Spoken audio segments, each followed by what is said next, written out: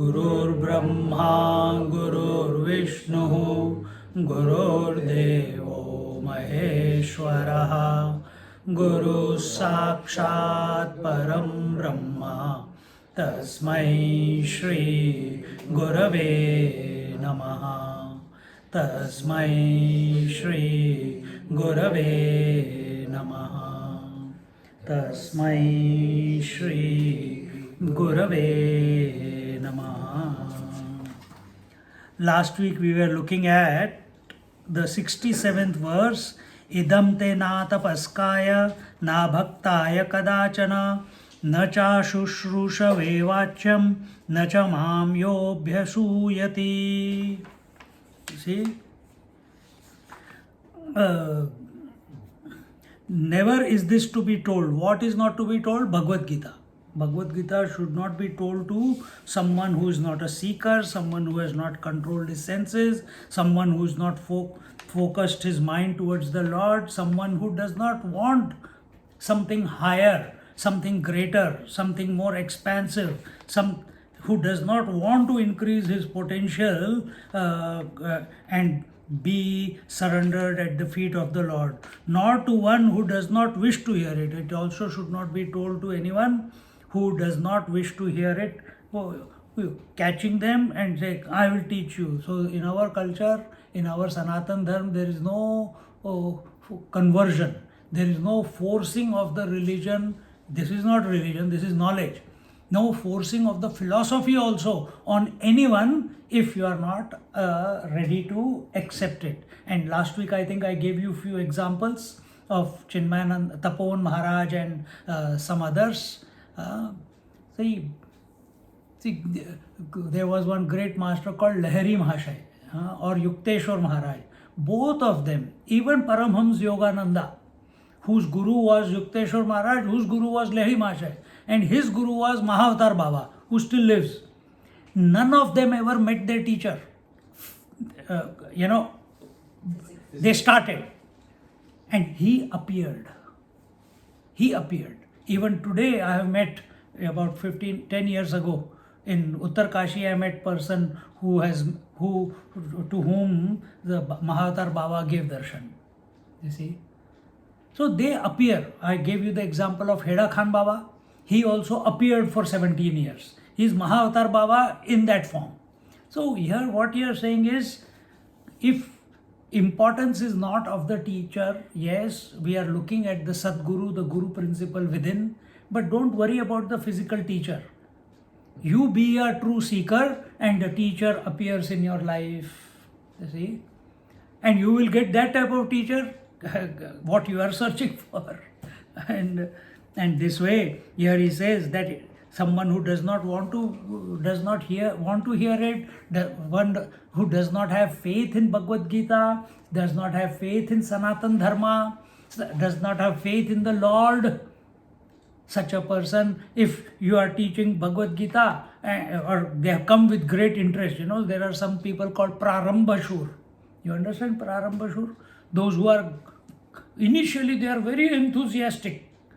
They will make the teacher very busy in answering questions, blah, blah, blah. After that, push, as if the air has gone out. Why? Oh my God, this is too much, it is very difficult, it is this, it is... Get out. No place for such people. Not in that rude manner, but we continue doing what we have to do. We come across people, the teachers come across students who want to study. We don't propagate that classes are going on here. Some people come to here, they come. And in this manner, nor to one who cavils at me. Here the word used was abhyasuyati. Suya is, say, anusuya, that which the one who is beyond jealousy and envy. So who is that person who envies or has jealousy? Why? How can how can a person like Krishna ever exist? Is it possible? Someone has this type of knowledge. How can that person be a Lord himself? Why? He's continuously saying, come at my feet, surrender to me, ananayashtamam. He's continuously saying, think about me, even toward sarva dharman parityajya mamekam sharanam vraja. Give up all the duties and come to mamekam sharanam, come to my feet. This is a very egoistic statement. We don't believe in him. Such people also, you put them, yes, if they have come first time, second time, third time, automatically they will be culled out. You don't have to say, I will not give it. They will automatically lose interest. And in this manner, here was a warning or a caution, a word of caution by the Lord for the devotees, those who are talking about Bhagavad Gita, sharing Bhagavad Gita, that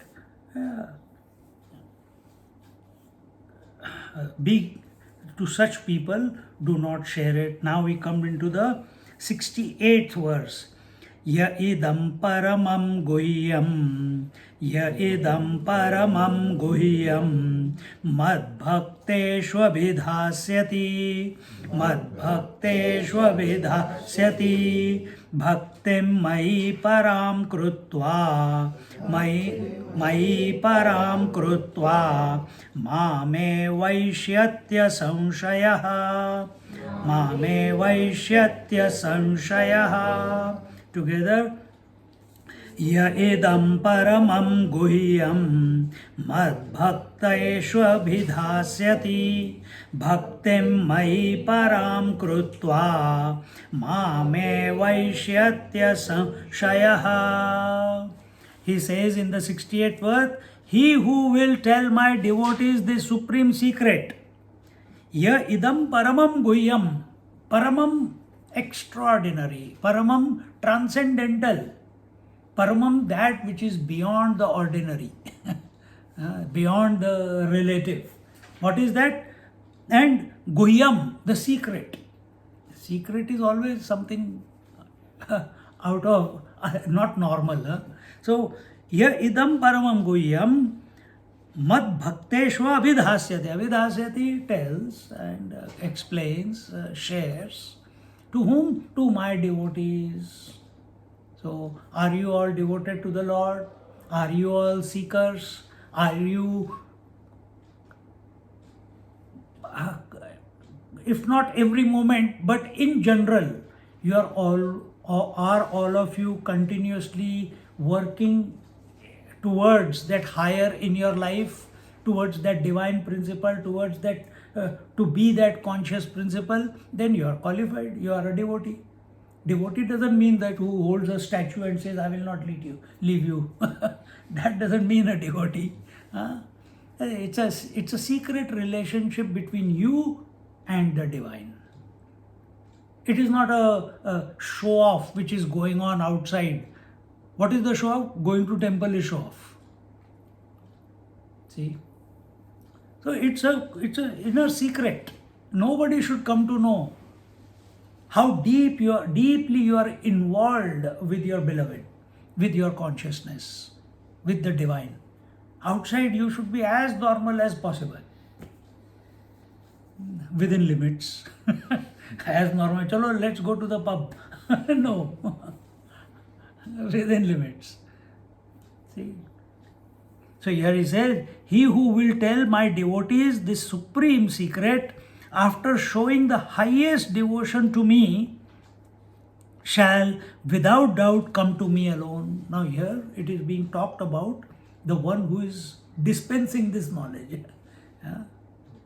Who is this dispenser, or who is sharing this knowledge? Before it was talked about, don't give it to someone who is so and so and so and so. Now the topic is who is giving. What type of person is the best person? He who has already surrendered to the Lord, meaning he has no doubt as to what the consciousness is. He is completely surrendered to the consciousness. Such a person, when he shares this knowledge of Bhagavad Gita with other devotees, God is the Lord Krishna, he is assuring. Here the word is used Bhagwan. Bhagwan is a principle. Bhagwan is not a person, it's a principle. I'll tell you afterwards about it.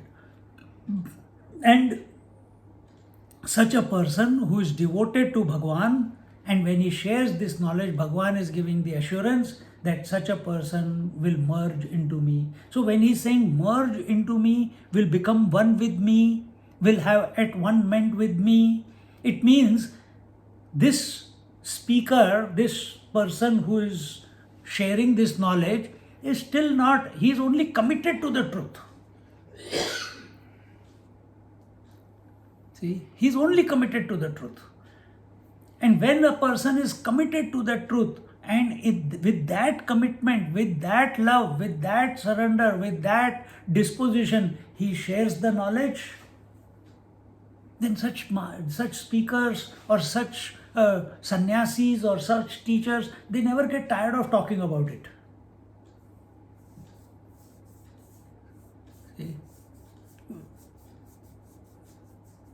And only when a person with this frame of mind is surrendered to the Lord and speaking about the scriptures, which are nothing but words of the Lord, it will have the words are the same. An uneducated person also can read this. A professor can also read this.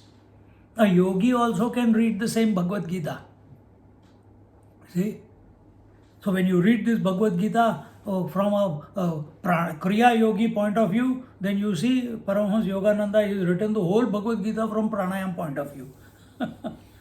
Or from Kriya Yoga point of view. Then this knowledge is not in this manner. It's different. A Karma Yogi will write from Karma Yoga point of view. But is Bhagavad Gita only Karma Yogi? You read Bal Gangadhar Tilak, he was a great freedom fighter in India. In the jail, he wrote the commentary on Bhagavad Gita from the karma point of view. And that's why the whole Maharashtra is only Karma Yoga, Karma Yoga, Karma Yoga.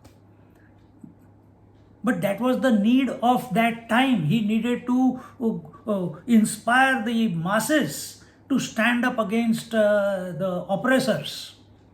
But are you being oppressed?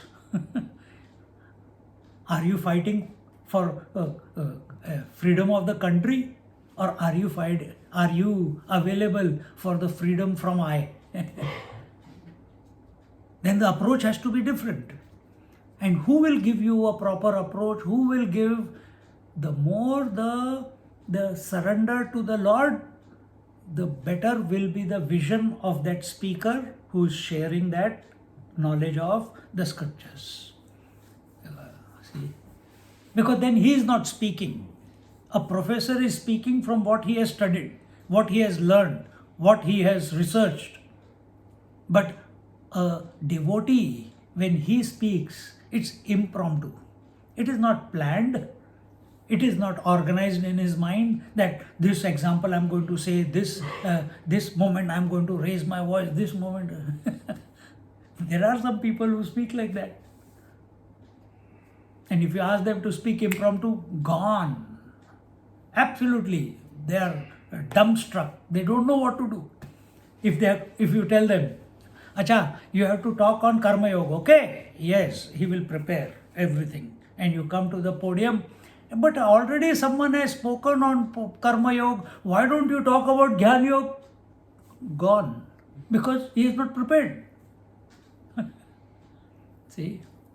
So here we are talking about a devotee who is surrendered to the Lord, and as a result of that surrender, the Lord inspires him. Not that he wants to. The Lord inspires him. How does the Lord inspire?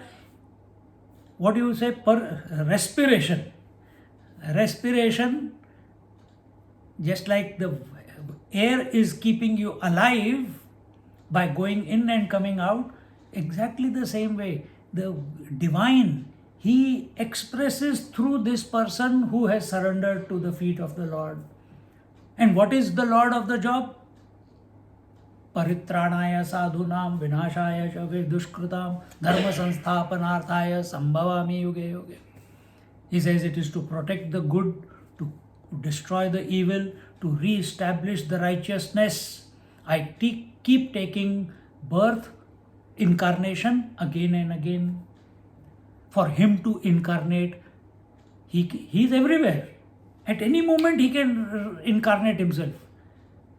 But have we gone out of the way so that he can express? So if we have surrendered to him and he is expressing, it is natural for him to share. Here he is sharing the knowledge to Arjuna. Same way, all the sannyasis, all the sadhus, all the sincere sadhus, others are doing it for other purpose, but sincere sadhus, they are doing it because the speaker, they are not in between. You can say they are the channel, if you want to speak in relative terms. In this manner, Gyaneshwari Maharaj says, Aisha bhaktalahi chokhati Gita ratneshwaruha pratishthi magamazhiya samvasati tukasi jagi kaze ekaksharapanesi trimatra kechiye kushi pranavu hota garbhavasi सांकडला तो गीतेची आवाहाळी वेद बीज गेले पहाळी की Gayatri fully फळी श्लोकांच्या आली ते हे मंत्र रहय गीता मेळवी जो माझिया भक्ता अनन्य जीवना माता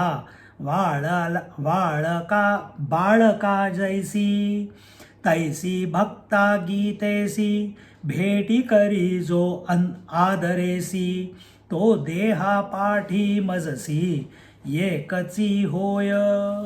Gyaneshwari Maharaj says, and what was it? And installs. Here the thought begins from the previous. Whoever has after laying the foundation of stones in the form of austerity, has built a temple in the form of devotion to his preceptor, and after building a beautiful dome of gems in the form of non-slander, keeps open the front gate in the form of keen desire to hear the Gita, and installs the divine Gita gem in the shrine of his heart. See? What do you mean by keeps the shrine of Gita in the heart? Means you live it every moment. With every thought, with every breath, with every action, with every sense, you see the vision that the Gita is presenting you. And in that manner, in that he becomes one with me. See? And attains equally with me. And he becomes, what do you mean by becomes equally? It is not you will get, some people think Lord is there, oh he's Chaturbhujdhari, I will also become Chaturbhujdhari. From normal to abnormal. Or maybe that normal, you're abnormal now, you become normal. What is that normal? Forehand. Shankar Chakra Gada Padma. Wearing yellow clothes, blue body. But what is our understanding? Consciousness merges into consciousness. There is no division of consciousness. Division of consciousness is where you give validity and importance to objectivity. The very moment consciousness gets crystallized as ego, as individuality. But when this consciousness contemplating on the higher, on the divine, merge by His grace, by its grace, not His grace, by its grace, is just like sleep absorbs you. The consciousness, when you're thinking about it, it will absorb you. A man is absorbed into, a boy is absorbed into a girl, he calls it love. or a girl absorbed into mind because can't think about anyone else. The thought has overpowered your mind. Waking, dreaming, sleeping, eating, walking, bathing, driving, you are only thinking about that beloved. That's still at a thought, but some moment, till when will you keep thinking? Till that beloved is not merged into you. Some people want it physically, some people want it mentally, but here we are talking about consciously, a conscious mergence or transformation of the individual consciousness into the universal consciousness. And for that, what you have to do? Give up. त्यागे नहीं के अमृतत्व Manshu. Everything, give up the objectivity. And how do you give up the objectivity? Answer. How do you give up the objectivity? You give it no importance. You give it no importance. Then what do you give importance to? Subjective. Yes.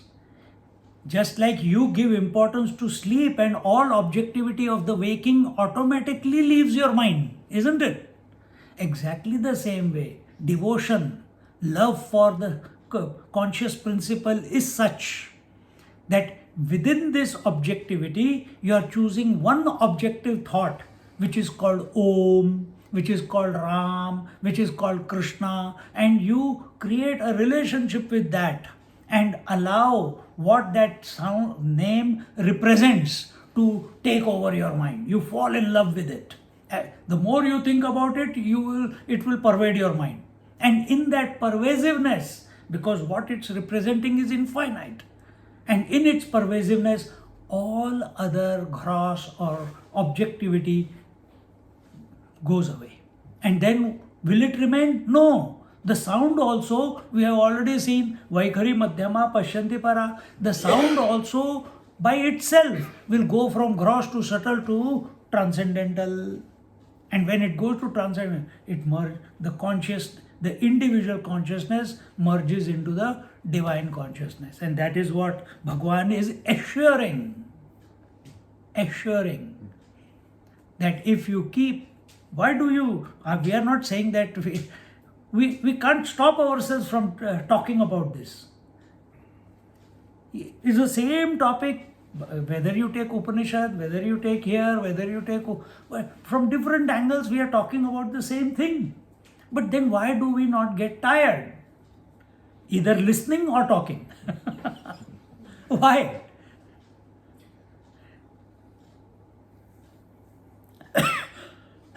If our attention is only on the words, we'll get exhausted. If our attention is only on the words, we will get exhausted. Now you ask question to yourself, why don't you get tired listening to the same examples, similar ideas from different standpoints? Why don't you get tired? Why do you feel wakeful when you listen to these discourses? Because it's striking a chord within you. It's striking a chord within you because you are attentive about that, therefore it is striking a chord. When it is not striking, when you are not attentive, what will happen? Sleep. When you are not attentive, you will say, oh, I have to go somewhere and something is more important than this one, Just now we did the retreat of, you're missing there, we're missing you. But for 2 days, not one person even, what do you call that? Jhapki ko kya bolte hain? Didn't go into stupor.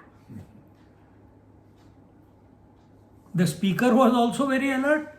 The listeners were also, for how many? 8 lectures. No more, 8 lectures.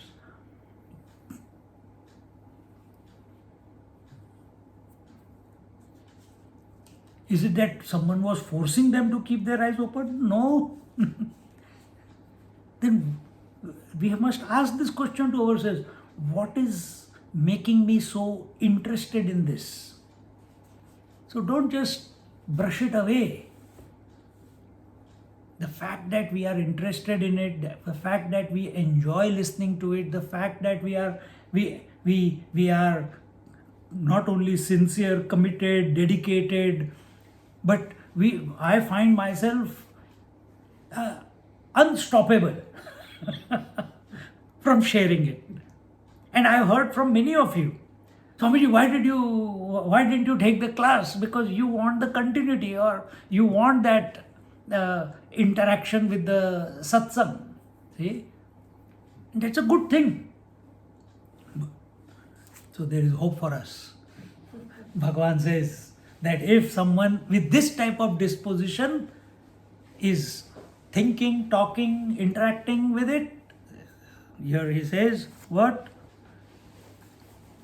And installs the divine Gita gem in the shrine of his heart, and putting it in the heart does not mean by-hearting the Gita and not implementing it in your life. It's another ego trip that I know Bhagavad Gita fully. I chant this chapter, I chant that chapter. Some people come to us. I can't remember any verses, but they come. Swamiji, you know that verse? I said, which verse? That verse, 27 verse in the 7th chapter. Or, oh, is it there? I don't know how many verses are there in 7th chapter. Or 29th verse or 49th verse in the 10th chapter. Acha hoga. Yeah, what else? It says this. I say, okay, if it says you know it, then why you're telling me? I don't need to know. Are you sharing it because to show off what you know? Then then the arrogance is there. But if you are sharing it because of the greatness of what Bhagavad Gita is saying, then the words are different, the disposition is different, then your attitude is different. Then you are not there to check how much the teacher knows. Cavilling is here. Just like Lord, you are there. How can Lord tell like this? Same way you will to tell the teacher also. Who is he to tell all this? In Sydney, I was taking this class in someone's house. You were all listening.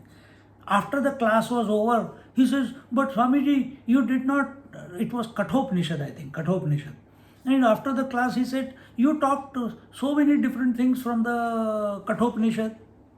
I said, did you listen? He's very old.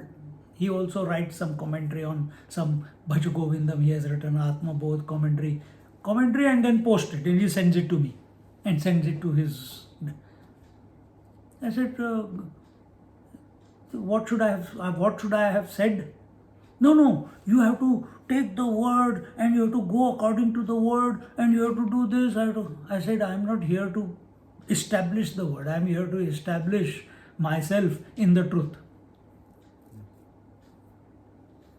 And I'm taking the support of the Mother Scripture has come into my life. She is guiding me. And whichever way, some teacher speaks one way, another teacher speaks another way. Are you here? Did someone appoint you to be the policeman, how each teacher speaks? And then reprimand?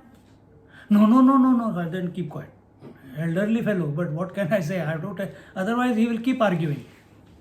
I said, then you be subjective. So here he says, the hand attains equally with me. The pranava was shut up in the form of Om in the womb, formed by the symbolic sounds of A, U and Ma. The pranava was shut up in the form of Om in the womb, formed by the syllabic sounds of A, U and Ma. It is as though the seed of the Vedas sprouted and spread in the form of the Gita or the Gayatri formula, bore flowers and fruits in the form of the Gita verses. See, what was the first sound? The first sound was no sound.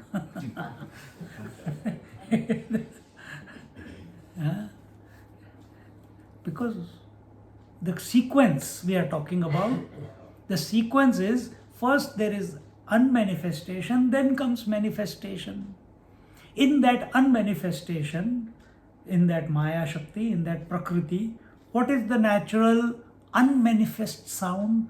It is Om. When it expresses not as A, U and Ma. It expresses. So when Brahma, Vishnu, Mahesh came, or when waking, dream, sleep at the individual level came, then A represents the waking state, U represents the dream state, Ma represents the deep sleep state. At totality level, A represents the Vishnu, the maintainer, U represents the Brahmaji, the creator, and Ma represents the Mahesh, the destroyer. See?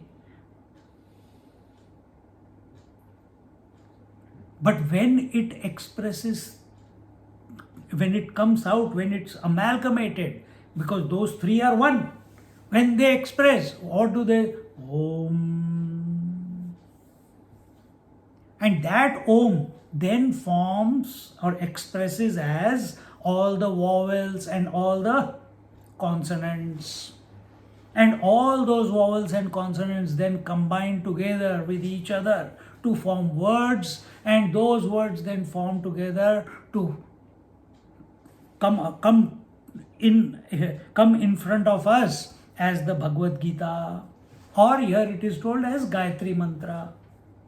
See, these are also mantras. Shlokas, sorry, they are shlokas. See.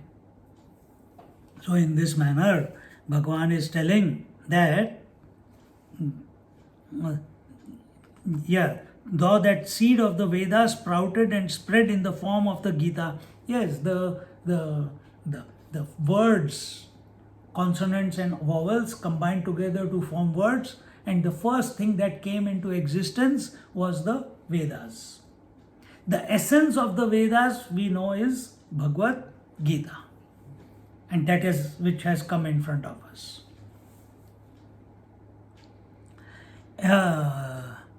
And spread in the form of the Gita, or the Gayatri formula bore flowers and fruits in the form of the Gita verses.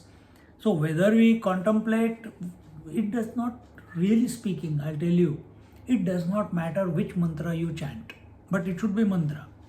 Chant Om Namah Shivaya, chant Om Narayana Namaha, Om Vishnave Namaha, Om Bhagavate Vasudevaya, Om Gam Ganapataye Namaha, Om Ya Devi Sarva Bhuteshu Moksha Rupena Sastada, Namastasya Namastasya Namastasya Namo Namaha. Chant any mantra, Om Aim Rim Klim Chamundaya Namaha. Any mantra, even if it fructifies within you, that very moment, because what you have done, you have focused your mental energies onto that mantra, and it has taken you from the gross to the subtle to the transcendental. And when it comes to the transcendental, then automatically a person from within is the urge to study the scriptures gets ignited. You cannot stop it. You cannot stop it. It's not a result of, I have worked enough and now I'm retired. Now let's go and study scriptures. Then with the eagerness that you came to study scriptures, with same eagerness you will run away also. Because can't understand. But if we have lived a correct life, lived a righteous life, lived a devoted life towards the Lord, lived the life, performed all the actions as an offering to the divine, chanted the name of the Lord, feeling that it is His inspiration that we are able to chant in the mind, this urge to chant the mantra is coming. I will tell you one example. Swamiji sent me to one Maharishi Punitachari ji. He passed away now. He is Maharishi Punitachari. He lives, his ashram is on the foothills of Girnar. Datta Paduka is there you have to cross few hills, then 10,000 steps you have to climb. And he sent me there. I was living in Varanasi. I said, Swamiji, now 6 months is over, what next? So yeah, I had already been 1 month or 1 month, 10 days in Badrinath, I was doing sadhana. Then I went for 2 months to Vrindavan. Then I came to Varanasi for 6 months. I said, Swamiji, next. He says, give me a moment. Then he sent me to this. He spoke to Swamiji and I spoke to him. He says, okay, come on this day.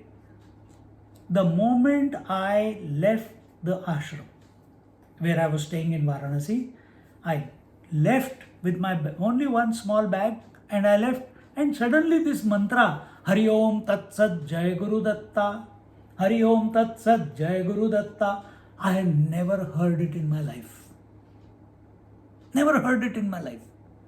He has never seen me, I have never seen him, the Swami whom I am going to. But this mantra starts in my head.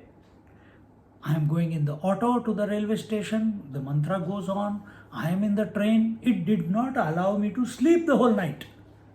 I am lying completely rested. But mantra, I never chanted it. But the mantra is going on. And when after 2 days of train travel, when I reached the ashram, and at the gate of the ashram it is written, Hari Om Tat Sat Jai Guru Datta.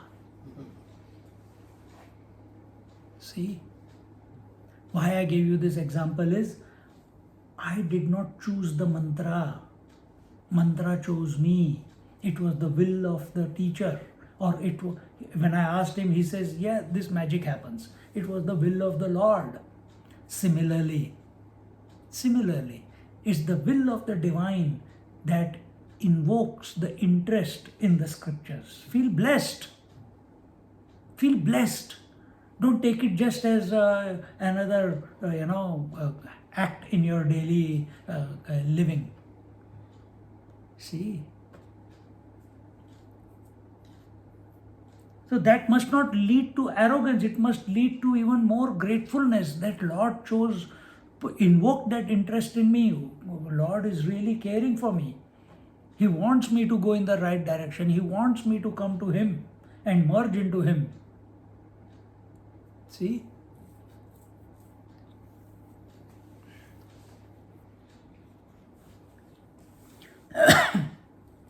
Whoever tells my devotees the secret contained in the Gita verses and brings the devotees and the Gita together in the same way as one brings together a mother with its infant, which has no other source of living except the mother's milk, he becomes one with me after the fall of his body. After the fall of his body. Yeah. So there are rare teachers on this planet in India who are Shrotriya Brahmanist. Shrotriya Brahmanist means those who are well versed. First, Shrotriya means those who are well. Shruti. From Shruti it is coming Shrotriya. So they are well versed in the scriptures. Brahmanist, they are established in the truth. So there are very few teachers in the 8-9 billion people that are living on this planet who are established in the truth and are able to communicate that incommunicable truth through the words of the scripture and invoke the interest in those who are listening towards that truth, towards that divine principle within their hearts. See? Or make them fall in love with Bhagavad Gita. Make them fall in love with not because that's their not intention, it automatically happens. Because the inspiration, with the love, with the dedication that they talk about it. See, what do you call? The osmosis effect happens. Others get affected. And to such example taken is just as a person brings the infant to the mother because the only food that child can drink is mother's milk. So what is the only food that we as human beings must nourish ourselves with? It is the Bhagavad Gita, it is the scriptures. Why Bhagavad Gita and not the Upanishads? Because Bhagavad Gita is more user friendly. Bhagavad Gita is more karma, bhakti, gyan, dhyan, everything is included in that. It talks about everything in this world. Whereas Upanishads, they talk only about the Brahman. So this is more user friendly. You can put it into practice. You can put chapter 2 in practice and see. You can put chapter 3 in practice and see. You can put chapter 4, chapter 5, chapter 6. Everything is in detail given there. What is, how to do, perform action, how to perform meditation, how to perform devotion, what are the pitfalls along the way, how to overcome them, everything is given. See? And therefore, every human being, Sanatan Dharma is not only for Hindus. Hindus is a name given to us by the people from the west of Indus River. So from Hindu it became Hindu. What is the religion they follow? Hindu religion. But what do we follow? We don't follow Hindu religion. That has become the norm now. Every human being follows Sanatan Dharma. He becomes divorced from it, that's a second matter. After Sanatan Dharma, then you divide yourself into Hindu, Muslim, Christian, etc., etc. Baha'i. Sanatan Dharma is the eternal religion of man, and it has got no boundaries. Not a country boundary, not a color boundary. It is every person who is born into this creation is a Sanatani. Then he forgets that eternal principle. The same principle is applied. He forgets in the forgetfulness of the eternal principle. Sanatan means eternal. In the forgetfulness of the eternal principle, then he goes and holds on to something else. Just like our mind, having forgotten the eternal principle, then holds on to the objects of the world and creates a relationship. That's exactly what is happening.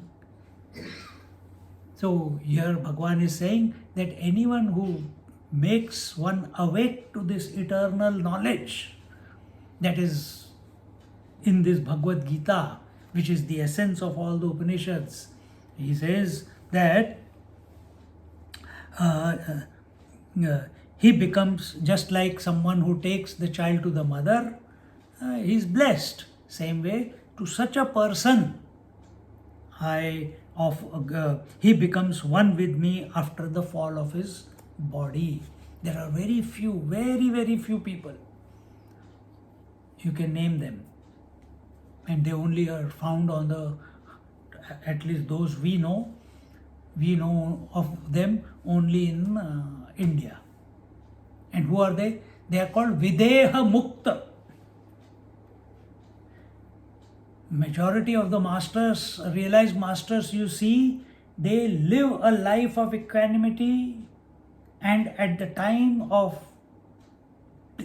when the last breath is leaving, they merge into the divine because they have lived the life of divine contemplation. But there are still a rare breed who is above them, and that is they have gone beyond the body identification even while living. They are called Avdhuta. They are called Videha Mukta, even while living. Example, Bhagwan Nityananda Maharaj. See? Shirdi Sai Baba, Ramakrishna Paramhams, Ramana Maharishi. These are the popular ones that we know. See?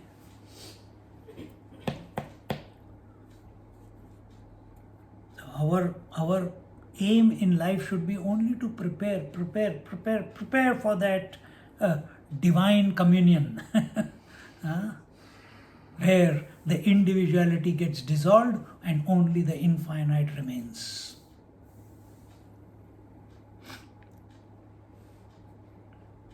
That's when what Jesus said on the cross. The Father, the Son and the Holy Ghost are one. So, it's one consciousness. Holy Ghost is the Paramatma. The Father is the Ishvara. The Son is the individuality. All are one. Expressions are different, where you put your attention. So, where is now Jesus? His attention is, he's looking at the whole thing. He knows correct placement of everything. Just like in your house, you know the correct placement of everything, isn't it? In our house, it's a big problem. Every time the kids, they wash the dishes and spoons and they put here, there, everywhere. And every evening, Mummy, who put this there? Who put this there? Where is this missing? Where is that missing?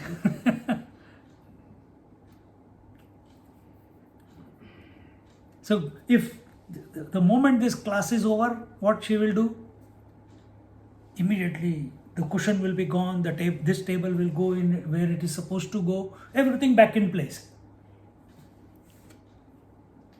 Is our mind in place? Are our thoughts in place? Is our bodily actions, are they integrated? Do we know? Are we aware of our actions? Are we aware of our thoughts? Are we aware of the breath? Are we aware of the consciousness? Just like we want everything in order in the house. Is everything in order here? As an individual, you can never bring it in order, only to a certain extent. But when we think of the infinite, when we think of the Lord, when we surrender to the Lord, He is perfection incarnate. Automatically everything becomes perfect in our mind.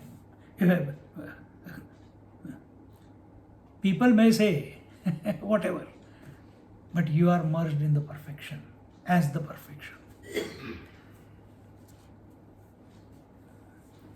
And that is what Bhagavan is saying here, that He merges when the body falls, He merges into me. And I gave you that there are some who merge into the divine even while the body is there. But for whom is the body? For others the body is there. Some of you, I showed you a video of one Avdhut in Gujarat. It's gone now. They removed it from their site. So amazing, some of the Avdhuts. Nowadays there is one elderly lady walking on the streets of Kanyakumari, who is a great Avdhut. They very disheveled, but they consider her as the goddess herself. See? Now we are not talking about here about the powers and the miracles that a person does. No, that we can never judge. Majority of the people run after the miracles and some out of the ordinary things that happen. Here he is talking about perfection.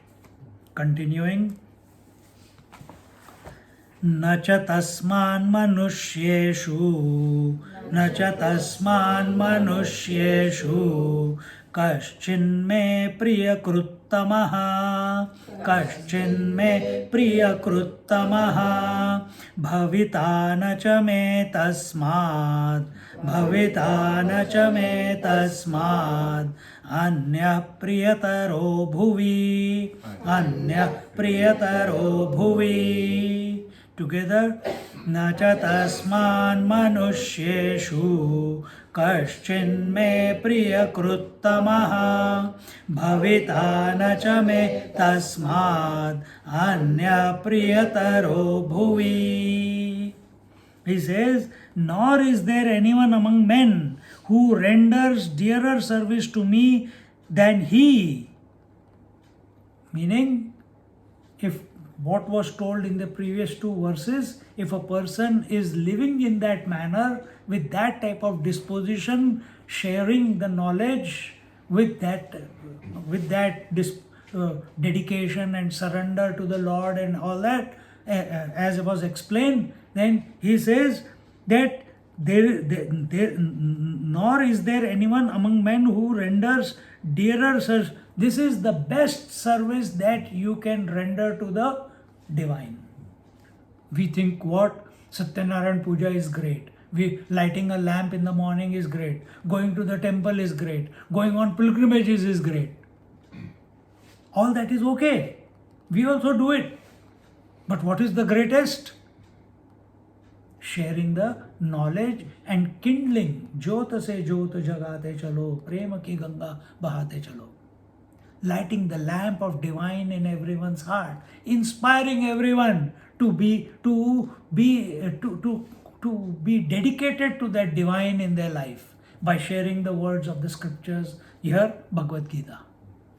That is the greatest service that we can render towards not only the humanity, but not only towards the world. Why? Whole world is nothing but that Lord Himself.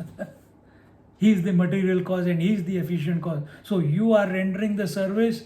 In fact, He is alone playing through you and He is only sharing it with Himself. You get out of the way. But as long as you are there, this is the best activity, this is the best pastime that you can get engaged in. See? And the fulfillment as an individual, not the fulfillment of teaching, but the fulfillment that you feel, the joy that you feel, the satisfaction and contentment that you feel in your heart and mind as these words are coming out. It's unparalleled. It's unparalleled. See? There will be none other than He who is made beloved by me on earth. Such a person is loved by all. Why? Because there is no vision of distinction. As He is teaching, see, there are many things. Every time we take some verse, I am talking here. If I say I am talking, then as an individual, there are so many new points that become revealed to me. Few times we have talked on Bhagavad Gita, but in every verse there is something new. If tomorrow you ask me to say the same verse, again something new will come out. As an individual, as a person, my mind is listening to what the words are coming out, and suddenly something clicks. Mind expands. See? Sometimes when that happens, you will see a person, the teacher going into silence. Sometimes the tears are rolling out. But it happens because the mind is, it's not holding on to itself, to its identity. See? Jnaneshwari Maharaj says,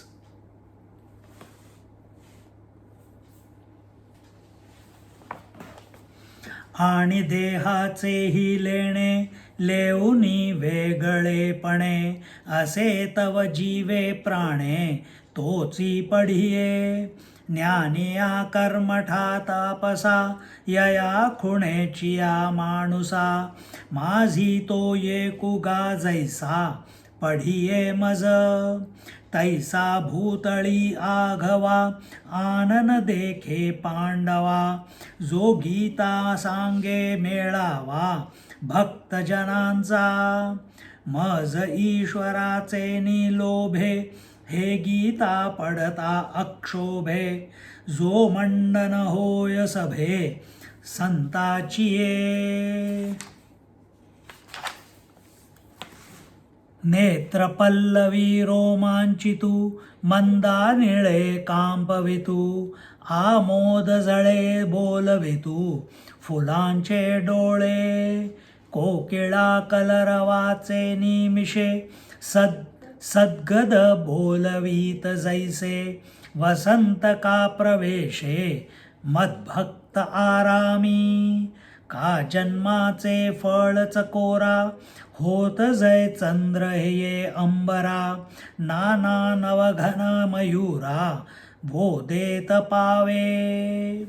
He says, I am extremely fond of such a narrator of the Gita, even though he is adorned with a body and remains separate from me. He is dearer to me than a man of knowledge. Why a man of knowledge? Why? Because that knowledge is only leading to arrogance. That's why. If that knowledge is leading to nirvikal samadhi, how you are benefiting the society? How you are benefiting the creation? Importance is when the person who has come to know himself sees the self in all as the same self. Then it's completion. One in all and all in one. Unity in diversity. That was the topic that is going on in Kathopanishad. So it is anyone can do some artificial exercises and come to quieten the mind and be the self. The next stage is this same self is the self of all. Are we able to see that? Are we able to transform our vision to that? It cannot happen without love, unconditional love. And that unconditional love in an individual is not possible. That unconditional love is the nature of the divine, is the nature of the Lord. And when this individual who has come to know himself surrenders himself at the feet of the Lord gives him the vision. The divine gives him the vision to see that one in everyone. That is fulfillment. That is fulfillment. All the hair are standing, just talking about it. See, horripilations. Wave after wave. That is fulfillment. And it's not on how many likes you get in Instagram or no. Without attempting, without desiring, without getting worked up, if our life has become a platform from where the knowledge, the love as well as the knowledge, both are getting expressed to, and what is that love? That love for the Lord, the love for the scriptures, the love for the Guru, and that is getting expressed. It is not a mere intellectual dialogue that is going on. When that gets expressed, then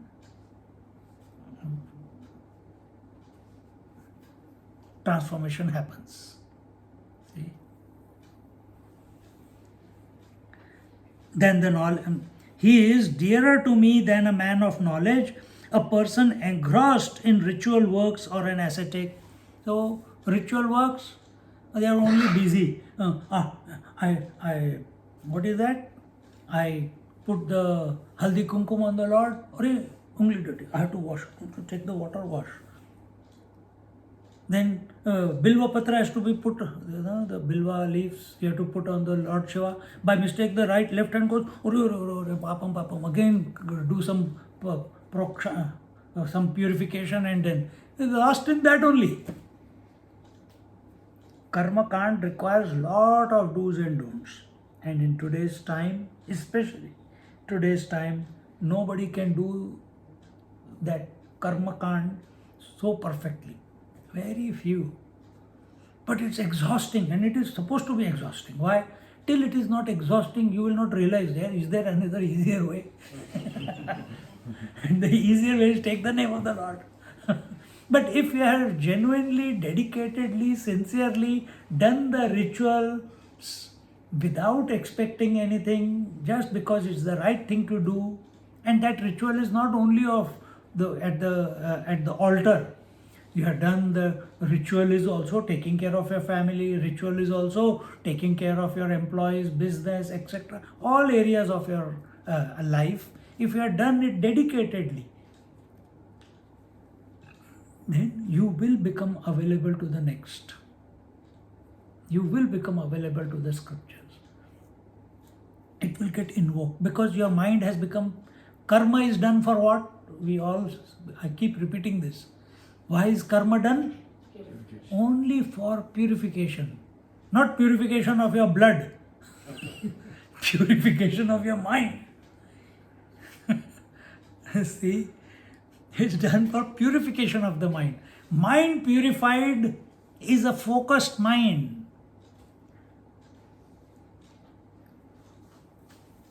And in that focused mind, if he doesn't focus that mind on finding by Lord, divine grace, give me the lottery numbers. If he doesn't go in that direction,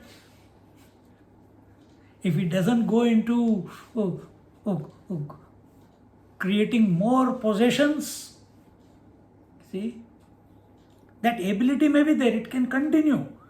But inside, where are you surrendered? You are surrendered to the divine. Then we get interested, then we get pulled, just like sleep pulls us to the bed. You all are living at least 10, 15, 20 kilometers away from this place. You are further than 20 kilometers.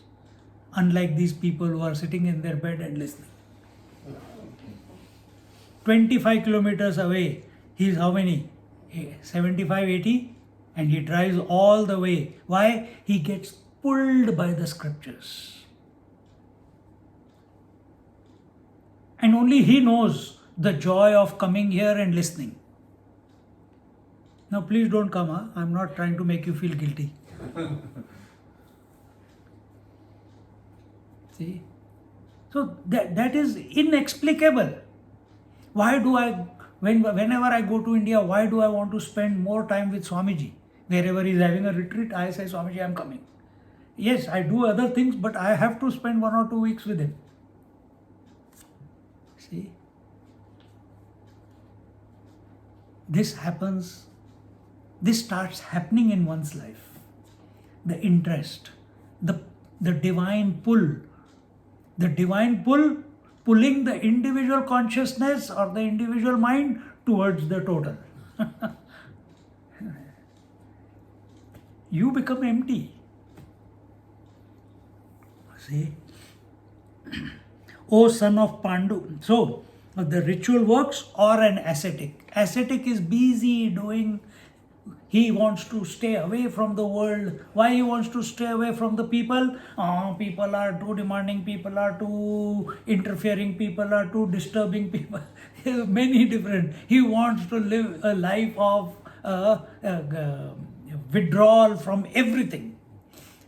These are beginning stages. This happens, no doubt. We also went through that. See? But Bhagavan is saying that, O son of Pandu, there is none on this earth who is dearer to me than one who narrates the Gita in a concourse of my devotees. See? Whether it is 1, whether it is 10, whether it is 100, whether it is 1,000, doesn't matter. Because you are not deciding, you are not, there are people, don't get carried away. People are, there are 10,000 people sitting in, all have been invited. So that person who goes there, the person who's organizing, he has to give that speaker 20 lakhs, 30 lakhs, that is their fees. Then they will come. And the marquee should be so much big. There should be small TV screens for every 100 to 200 people, and so many people should be there. Then this Maharaj will come and address for a ready-made audience. Whether they are interested, sleeping, he doesn't care. He's got his 20-30 lakhs. We're not talking about that. We are talking about those teachers, whoever comes in front of them. Whatever nature makes him come across, is he able to inspire them? See? With the words of Bhagavad Gita or the words of scriptures? Does his presence inspire other people? He's not working towards his presence. No, I have to work on my presence. Why? No, that is not the goal. You have to become a zero. Your individuality has to become zero. No comparison, no competition, no no expectation of any sort. You keep living wherever life is placing you to the best of your ability. Living in the contemplating on the divine. Where are we?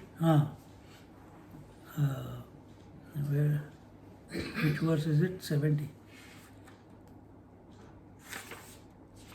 Here, okay. No, here. We are in verse 70, na? 69. Okay, There is none on this earth who is dearer to me than one who narrates the Gita in a concourse of my devotees. He who, fixing his mind upon me through a longing for me and gives lessons in the Gita, becomes an ornament in the assemblage of saints. See?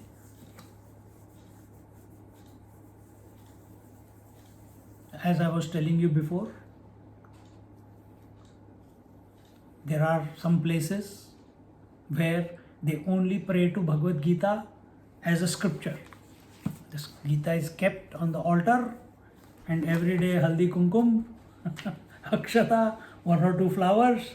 And when do they open the Gita? Only when someone dies. Whole life they will not read it.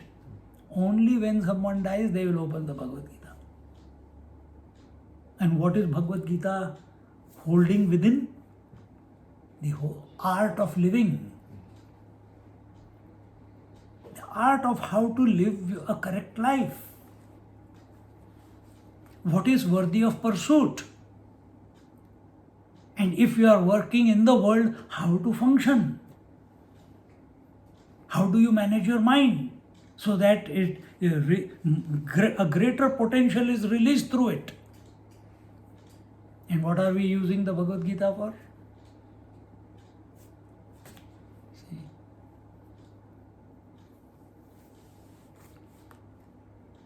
He who, fixing his mind upon me with through a longing for me. So one is the love. I told you, when your individual consciousness is in love with the infinite consciousness, then if you are not in love with the sleep, you will not go to sleep. If you are not ready to surrender to sleep, you will not go to sleep. These are some things to analyze in your daily life. What is that disposition that pulls you, that allows you to be pulled into the sleep, that allows your mind to give up the world and surrender at the altar of the sleep? What is that disposition? Do you hate sleep? That's why you are allowing yourself to be absorbed? Is it so strong, the sleep, that you feel you have no strength in front of it? Good. You should feel the same way in front of the Lord also. Jo thari raha hai, so mari raha hai. Whatever, let thy will prevail, not mine.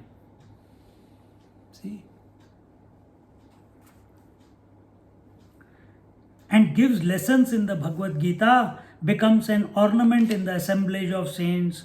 I feel as if the spring has come in the form of this narrator of the Gita, in the garden in the form of devotees. So Gyaneshwari Maharaj is talking about himself. That it seems, where is it gone? I feel as if the spring has come in the form of this narrator.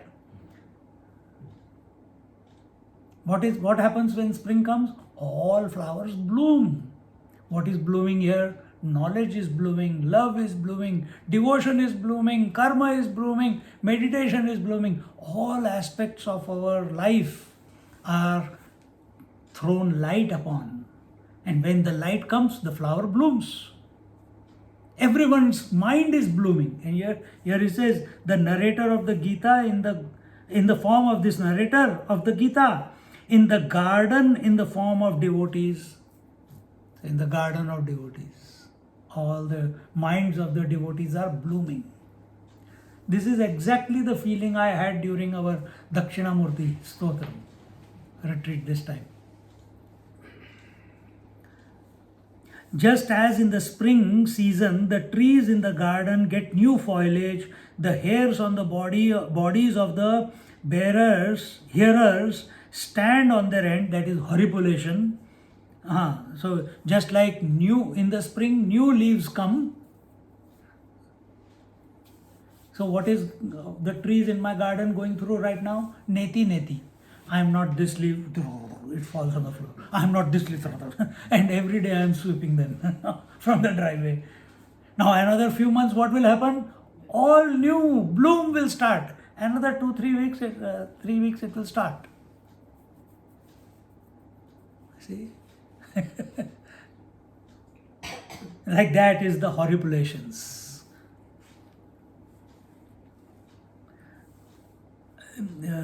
Just as in the spring season, the trees in the garden get new foliage, the hairs on the bodies of the hearers stand on their end. Like the trees which move in the soft breeze, the hearers sway to and fro with great joy. Just as the flowers are covered with dew in the garden, their lotus-like eyes become moist with joyous tears. Just as the cuckoos sing in a sweet voice in the garden, so the hearers sing my name loudly in a faltering tone. Just as the moon, after rising, fulfills the object of life of the chakora birds, or the cloud answers the call of the peacocks and presents itself before them, so my devotees in communion with me scatters in profusion the gems in the form of the Gita verses in the assembly of saints. Your saints doesn't mean only these cloth. You are all saints because you are eager to listen. You are eager to contemplate.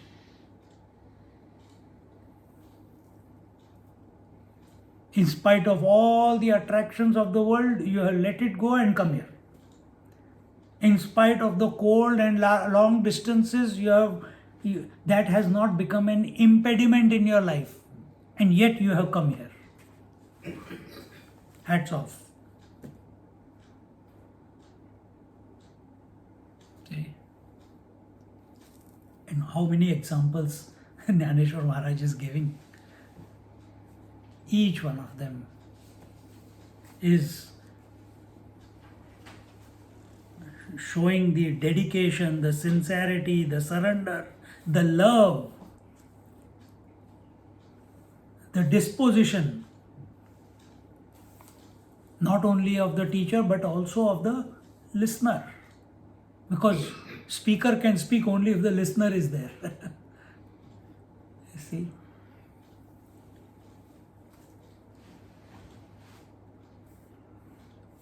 So continuing. तैसा सज्जनांच्या मेळापी गीता पद्यरत्नी उमपी वर्षे जो माझ्या रूपी हे तू ठेवनी मग तयाचे निपाडे पढियंते मज पुढे नाहीची गा मागे पुढे न्याहाळता Arjuna Thayavari Mitayate Suye Jivhari जो गीतार्थाचे करी परगुणे संता. He says,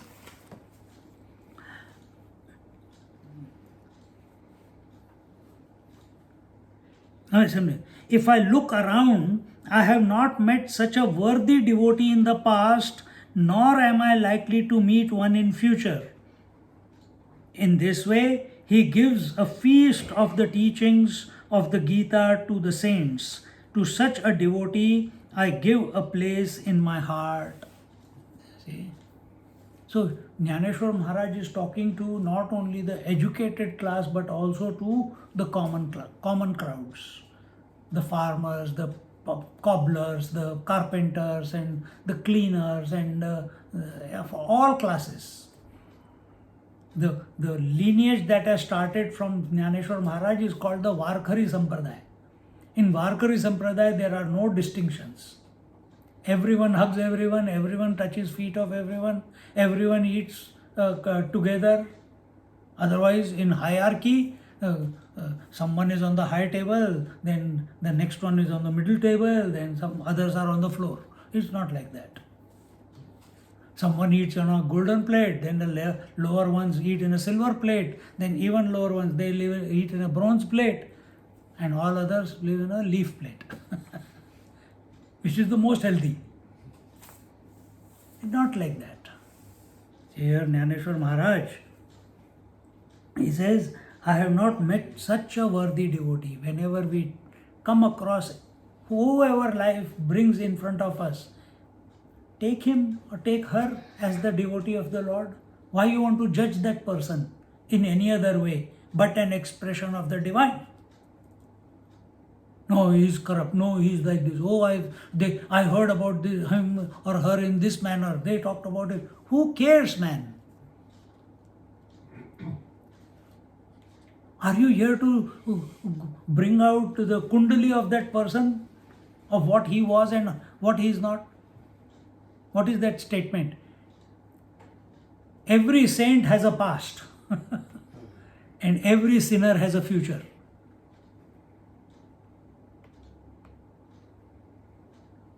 That Valmiki Rishi who wrote Ramayana, he was a murderer who transformed into a saint. So what was the past of that saint? A murderer. So we must not judge anyone, whether he is good or bad, or we have to go beyond all opposites.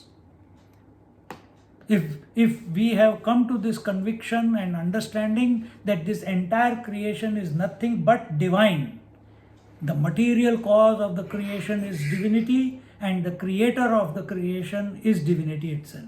So divinity playing with itself. Then what right do we have to judge a person good, bad, ugly, rich, poor? You, whoever has come into your life, love them unconditionally. See? Take them to be the devotees of the Lord. See? No, I think he is a very, very materialistic fellow. How does it matter? He may be, God has given him a gift of earning money. He touches anything, he turns it into wealth. How many people you know like that? Arre. So he is a devotee of wealth. Who wealth? Lakshmi Mata, God, devotee of goddess. Take him as a devotee. I can go on in all different areas, but I'll stop here. See?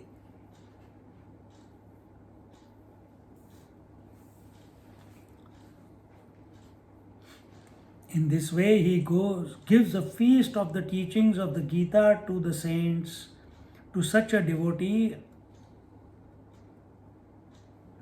So because of you people, because of the devotees, a teacher is able to talk. So here Jnaneshwari Maharaj is saying, I am having a feast because so many days he's been talking in front of all these people. He says, because of you people, I am having a feast of talking on Bhagavad Gita and remembering that divine Lord. And this must never be forgotten. We are not doing a favor on you. You are doing a favor on us. Because without you people, without the devotees, how can we contemplate? Do I give myself looking in the mirror, give a lecture to myself? Forget it. Even one person is there on the Zoom or one person is there in the class. It's enough. Because you are able to invoke. You are able to remind yourself. Whether it is chanting, whether it is Sanskrit, whether it is Gita, whether it is Upanishad, numbers do not matter. But here importance that is being, Gyaneshwari Maharaj is saying is, I am able to have a feast of Bhagavad Gita only because of you people, or only because of you devotees who want to listen to the glory of the Lord. That humility, that gratefulness, that gratitude towards these people. What was the Pandit class doing at that time? This knowledge is not for you. We are the upholders of the religion. We are the upholders of the scriptures. We will not allow this, what is given in the scriptures, to be translated in the local language. And what is Gyaneshwari Maharaj doing? Same topic, same Bhagavad Gita, which is in Sanskrit. He is talking about it in the local language. This is what saints do. They make it more user friendly. They make it easy to understand. They make it easy to imbibe. We are not here for an intellectual appreciation of Gita. Why are we here as a speaker and listener? To surrender to the divine that is inherent inside, outside, everything and everyone, isn't it? That's the ultimate goal. I'm not here to give validity to Bhagavad Gita. I'm not here to give validity to the Upanishad. I'm not here to give validity, you are a seeker or not a seeker, you are a good listener or a bad listener. The point is that in your presence, I am inspired to talk. All by myself, I can't talk. Trigger is required. In the presence of the wife, husband gets invoked. When wife is not there, he is a bachelor. At least her thought must be there in order for him to feel the husband that he is. Let the wife go away, he becomes rudderless in the house. What to do? Then he remembers, I should have learned where the spoons go, where the masalas are kept, where the rice and dal is kept. See? So in the presence of the wife, the husband gets invoked. In the presence of the devotees, the Gita gets invoked. Not only in the speaker, in the teacher, or as well as the listeners and the devotees. We are all devotees.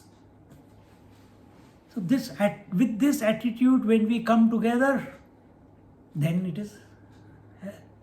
it will reach its conclusion, whatever that is. We don't know what it is. It is Bhagavan says, I'll make him make such a person one with me. And that's what we are looking for.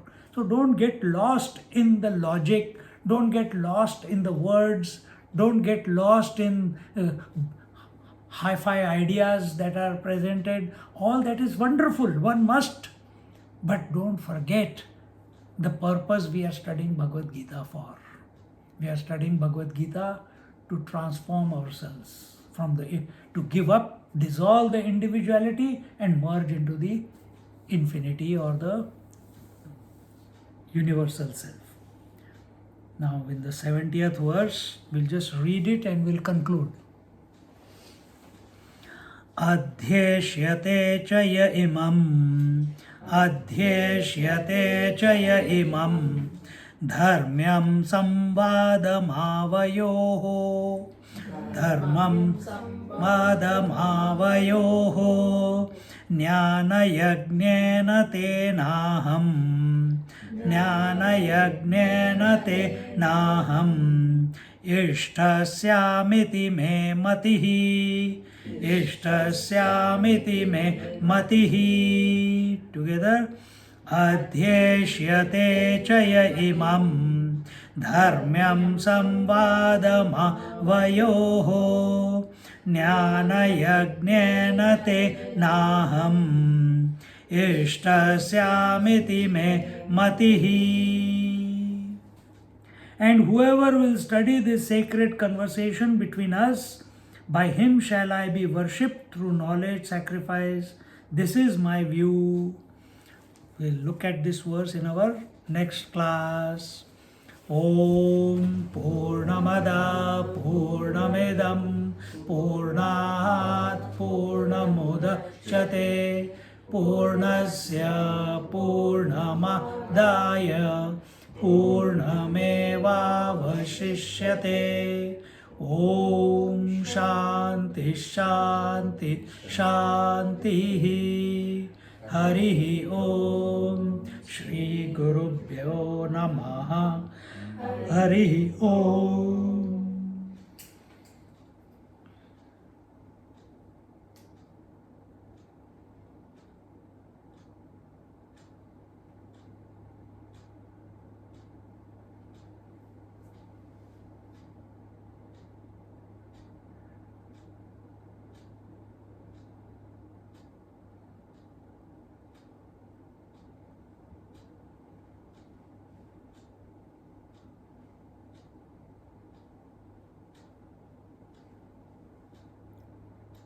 Hari Om.